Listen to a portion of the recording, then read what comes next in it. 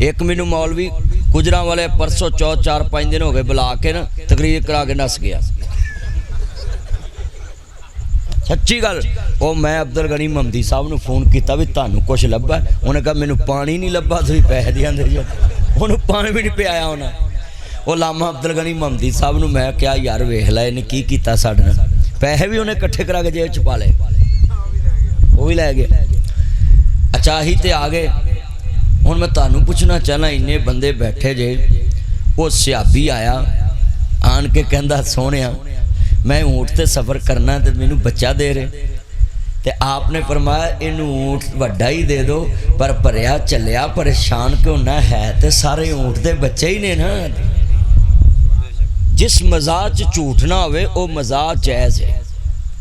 सियाबा मुस्कराए, हजूर मुस्कराए, फिर उस सियाबी मुस्कराया, तो फिर आपने फरमाया कि भावें वड्डा ऊँट लै जा, है तो सारे ऊँट दे बच्चे ने। पुत्र भावें वजीर आजम लग जे, माँ की आंदी है मेरा बच्चा है।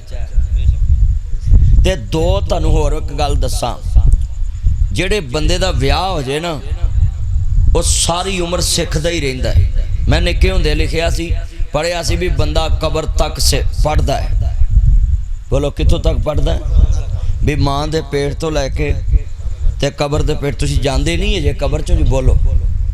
वो डरे ना, कबर दे नां दे बंदे चुप हो जाते हैं, नहीं मिलती। ये वापडा ने तुहाड़ियां कबरां बना देनियां ने। हाँ बिल जिन्ने आ रहे हैं ना बन जानियां। वापडा ने तुहानूं कबरां च वाड़ के साह लेना है। मौलवी भी टावां टावां ही लभना जनाजा पढ़ाउण लई। सच्ची गल कर रहे हैं। जे इन्नी वापडा दी बिजली महंगी रही तो कौम फट्टे थे।